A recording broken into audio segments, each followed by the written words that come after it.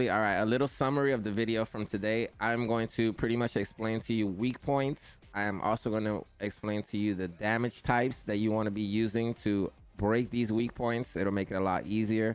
And then lastly, we'll talk about the weak point type for the boss, which is different from his actual covers and his shields.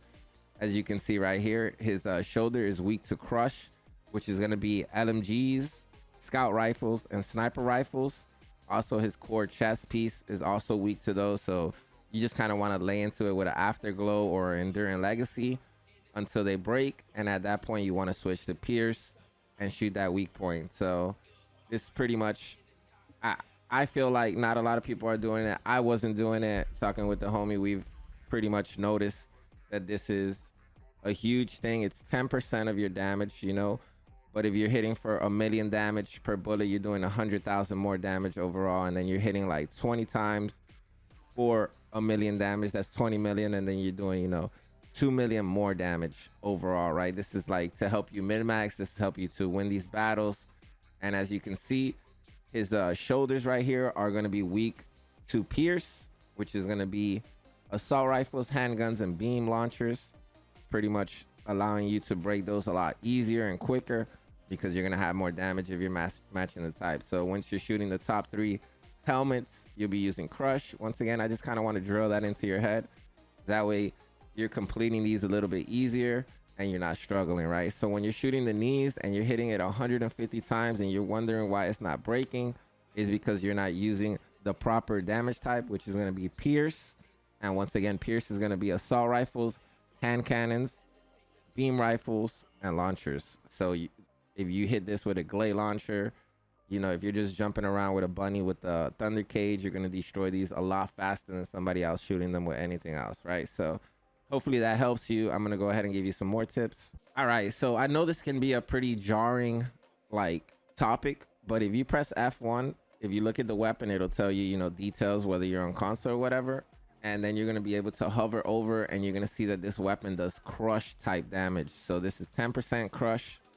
And you can see that we're going to go ahead and break down crush, right? Or just in general, the damage type. So it says here, indicates the crush damage type, lets you know what it is, right? So whatever weapon, we can go to another one. We'll go to that devotion, right? I just kind of want you to get the general idea. This one does burst. We'll go to one more weapon, the clairvoyance, and this beautiful baby does pierce.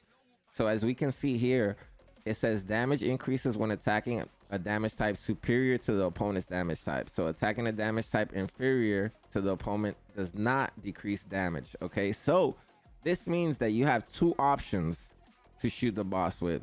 You can shoot the boss with pierce, or you can go 1-up on it and you can shoot it with burst.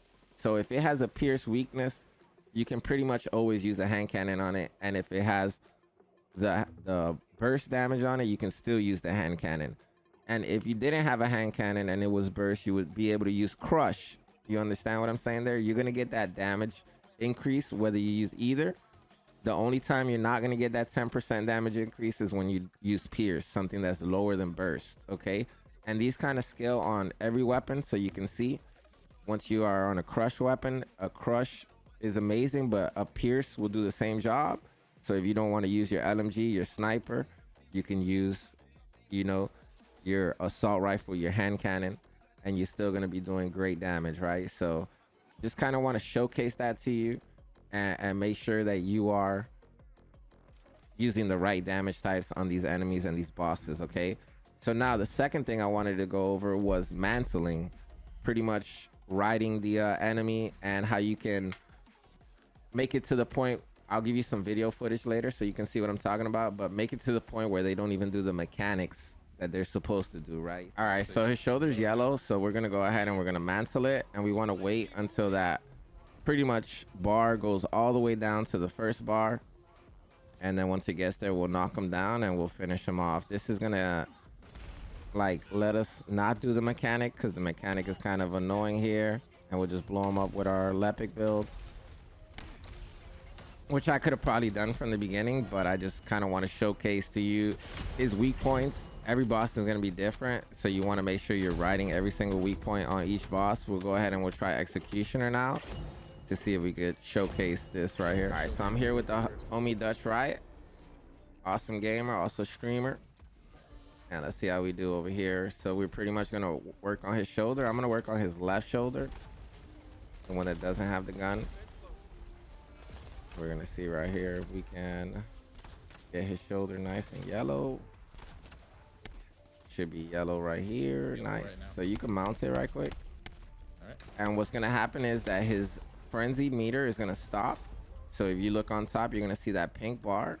That pink bar is his frenzy meter. So what we want to do is we want to be on there as long as possible. You don't want to shoot the weak point that he's on because you'll break it. And as a gamer, as a team, you go ahead and just start laying into the boss. I'm gonna pop my super, get ready. When he breaks it, I'm gonna go in right here, actually right now. And once he gets immobilized, usually we'll be able to destroy him, right? So as you can see, he's on the ground and he's done now. Didn't even get to his mechanic phase, and he's pretty much one of the harder bosses, I want to say. Also, the Lepic build is insane, so exclamation Lepic, or go watch our Lepic YouTube video. But yeah, you just want to kind of ride him, break him, bring him down. See his tube right here is actually weak to crush, so you always want to use an LMG or a sniper on it to break it really fast. And I really hope this video helped you guys, man. Shout out to the homie for jumping in here with me. And we'll be live over on Twitch. I hope to see you soon, baby. Let's get it. Let's have a beautiful day. Let's start this week off right. And Valby and Luna coming soon. I'm so excited. I hope you are too. Let's get it.